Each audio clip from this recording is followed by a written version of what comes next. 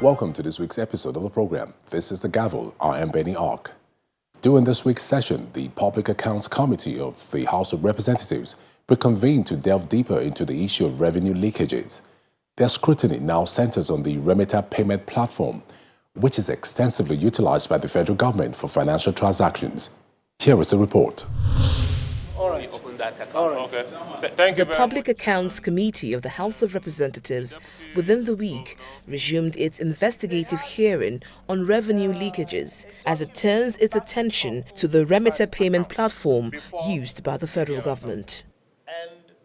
A cumulative sum of 15 billion naira payment made from the Office of the Accountant General between 2016 and 2018 caught the attention of lawmakers. Are you also aware, because when the Attorney General of the Federation came here, he did tell us that the Office of the Attorney General and Minister of Justice had no input whatsoever into this agreement between the CBN and the system spec. From the testimonies of some of the banks here, the VAT component of the collections are added up and shared along the ratio in the contract. Is that correct? Is it correct that the VAT component, the VAT component of those payments are added up with the 150 naira? And then it is 150 naira plus the VAT that is now shared in line with, that's the position of some of the banks that came here. I am actually worried that we have remitter platform. Consultant, please just allow little time. I'm worried that we have a remitter platform that collects revenue for the government. And we have also GiveMe's platform that carry out expenditure, of course, for the government. Why are we not having one platform like maybe remitter to do both the collection and the expenditure for proper accountability and reconciliation? Or GiveMe to do the collection and the expenditure? Why? The Central Bank of Nigeria and the Office of the Accountant General of the Federation were given the opportunity to explain the fees charged under the Treasury single account using remitter. Central Bank actually paid for that integration, but we did not do that alone. We consulted stakeholders, including Office of the Accountant General, that issued TSA guideline and recognized remitter in the guideline. So there are fees. Two chargeable fees include fees on payment, which is borne by the payer, and also fees on collections. The fees charged under the TSA policy are in line with the standard fee structure applicable in the banking industry. We also provided statistics to the committee showing from year 2015 to 2022, as requested, the volume of transactions that pass through remitter, volume of collections that pass through remitter, revenue collection,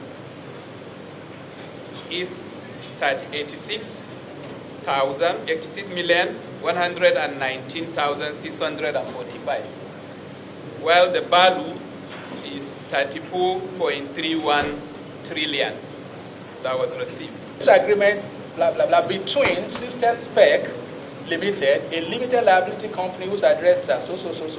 Here and thereafter referred to as System Spec, which expression shall, where the consent so admits, include its successors in title and assigns. So that makes this applicable to System Spec or any other company or persons that will succeed that particular company in any of its operation. Okay, so you regard the remitter now as a successor to System Spec?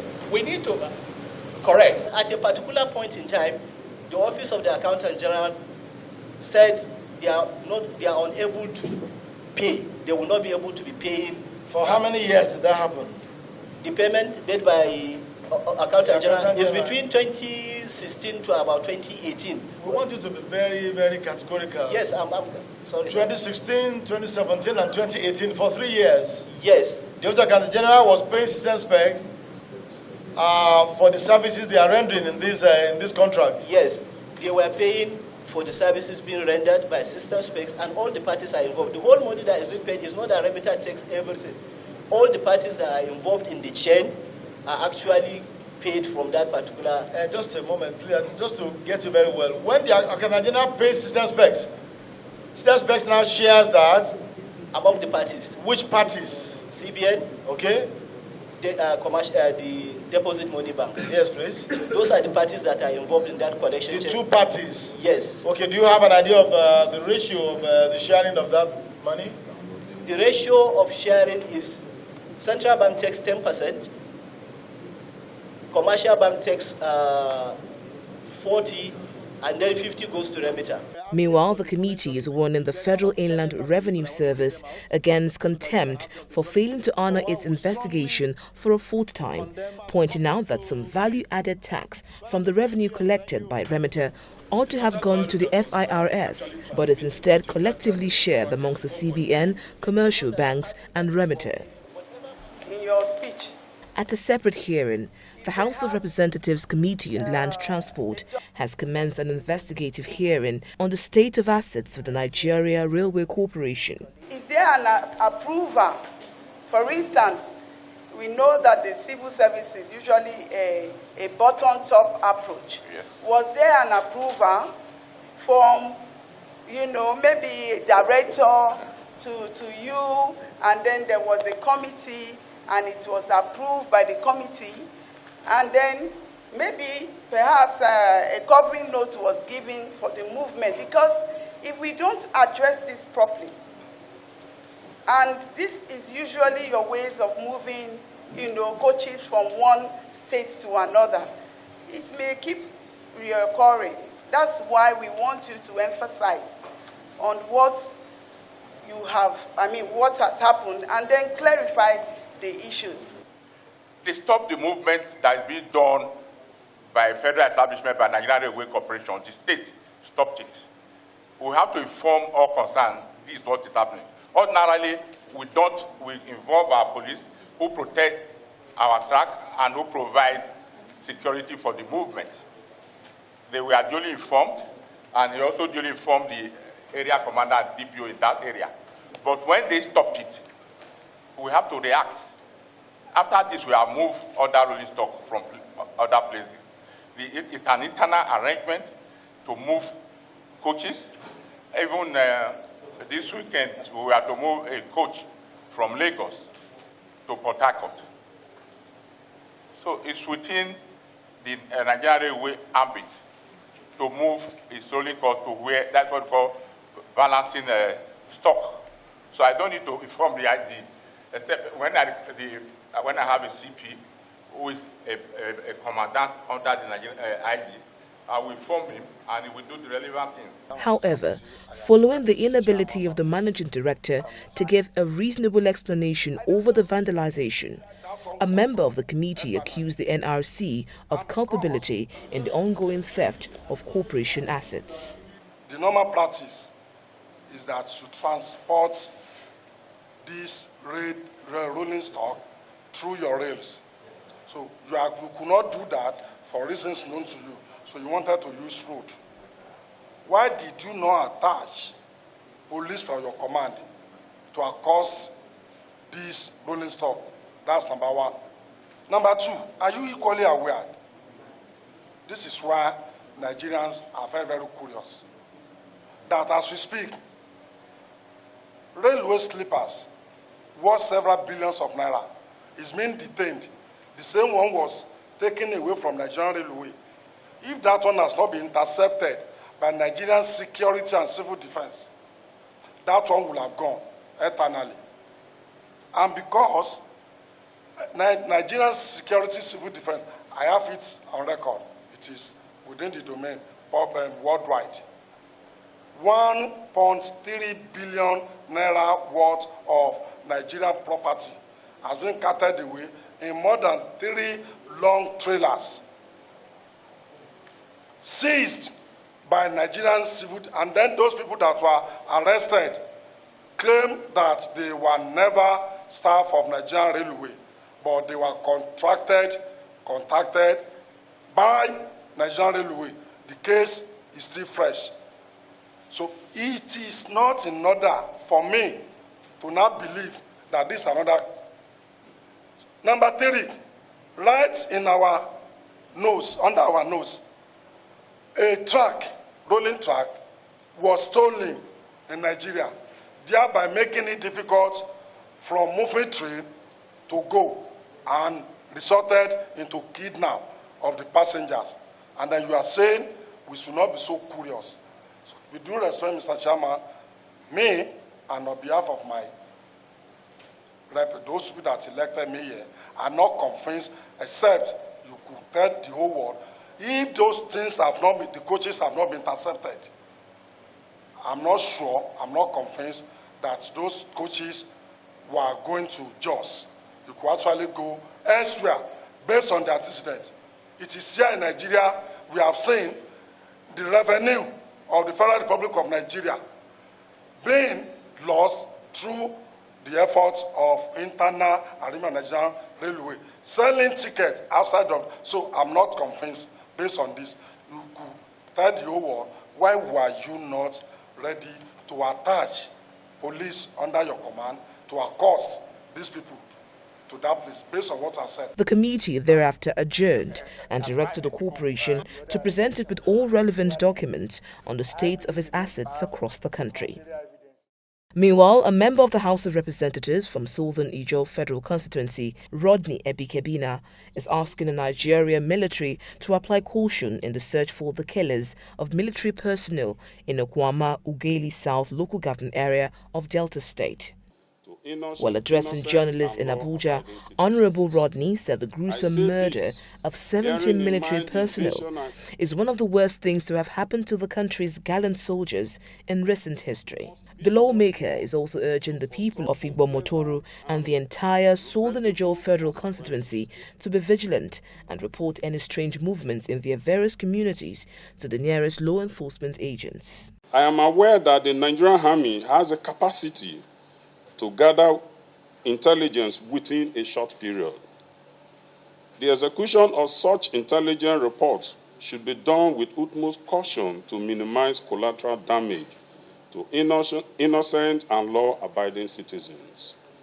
I say this, bearing in mind the invasion and carnage that took place in Odi, November 1999, following the killing of some soldiers and policemen, which remains fresh in our memories in Bayelsa State.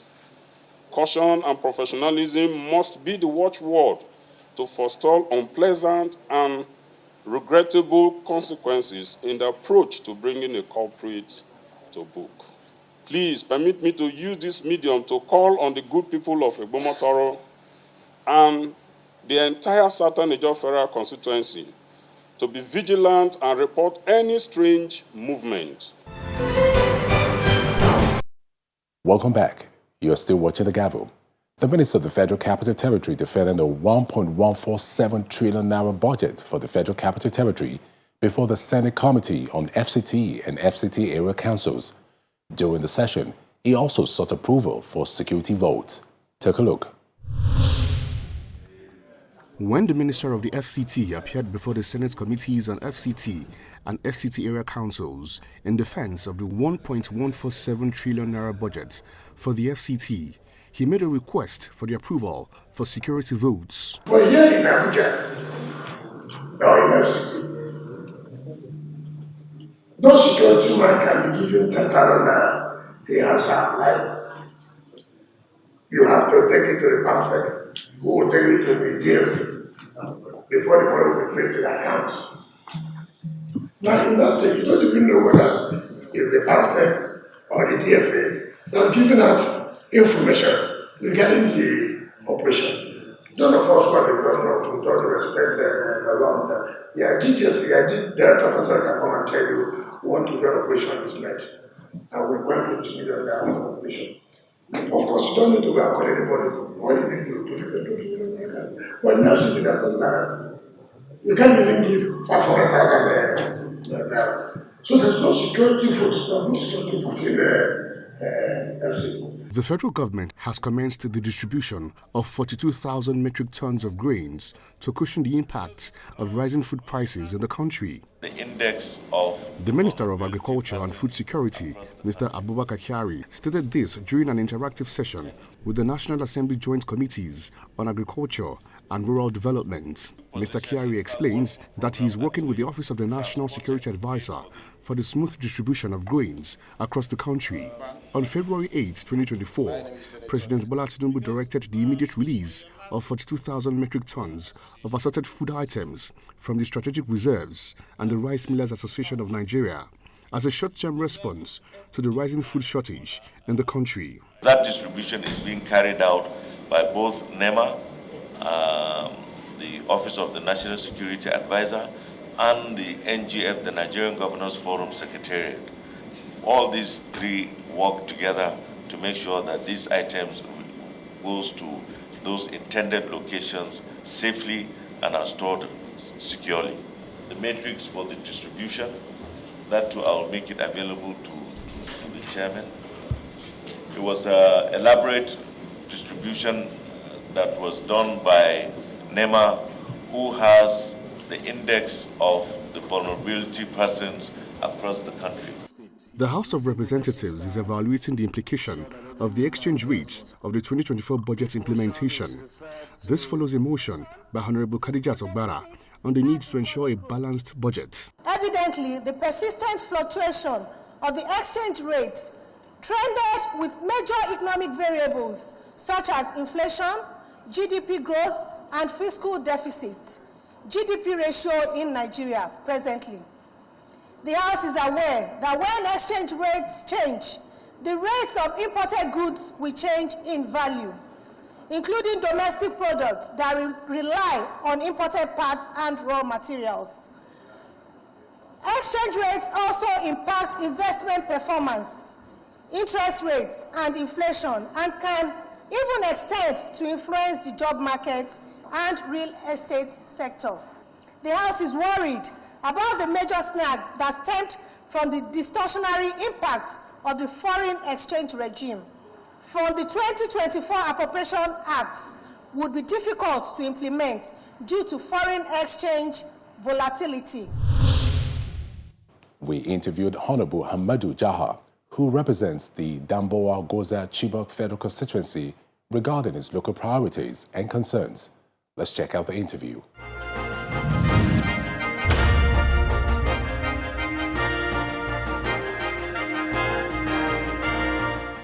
My constituency's needs, as far as today is concerned, is the issue of return of peace and absolute security, if I can put it this way, in our various communities. I did so many motions. I contributed in so many discussions with the service chiefs and other related agents of cohesion all over the country to make sure that peace is returned to my constituency, because my constituency is the worst hit constituency as far as the insurgency is concerned in the Northeast. And in my own little way, to cushion the effect of the insurgency and to encourage people to go back to their various villages, particularly where there are relative peace, we embarked on schools development. Particularly, I built about 6 blocks of classrooms, if I can put it this way. I built 1 block of 3 classrooms in Damboa. I built another 1 block of 3 classrooms in Bohokura, Chibok. I built another 1 block of classrooms in Garu, Chibok. I built a block of 3 classrooms, office and store in Goza. And I equally built a block of 3 classrooms in another ward in Chibok called Kumurumbula. Then in the areas of health services or healthcare delivery, I was able to build 3 maternity homes, well equipped with an ambulance attached to each of the 3 maternity centers. one in Chibok, one in Damboa, one in Goza. When the removal of subsidy was announced by the president in Eagle Square, barely less than a month, I went to my constituency and distributed money for people to go and buy food because the hardship is too much. In fact, you don't need a soothsayer to tell you that people are not happy or people are hungry. You can vividly see on their faces. So I had to use that opportunity to go and see them, distribute wrappers to the women and some cash, and distribute cash to some household, heads of householders across my constituency. In fact, I spent about 3 days in my constituency doing that. I started with Goza and I moved to Chibok. Then the following day, I went to Damboa where I concluded. So in addition to what the state government is doing and the federal government is doing, then as a member representing this constituency, I feel I have a moral obligation to be there for my people. It's going to be a continuous something.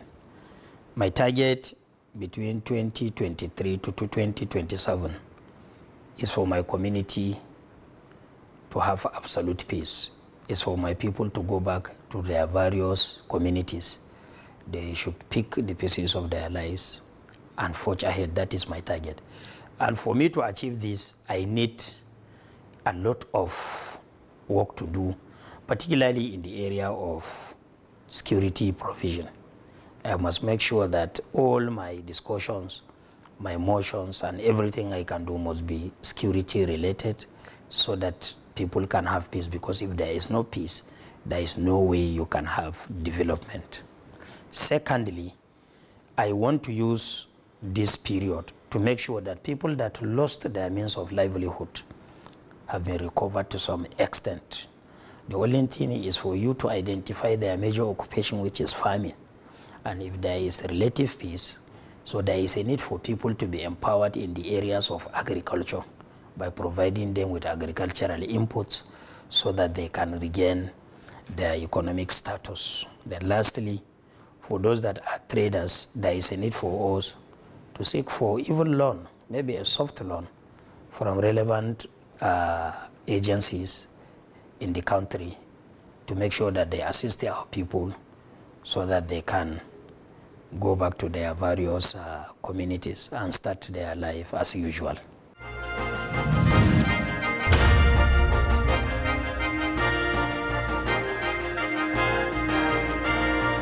Our program for this week has come to an end. We appreciate your feedback. Feel free to email us at thegavel@channelstv.com. Thank you for watching. I am Benny Ark. Be well.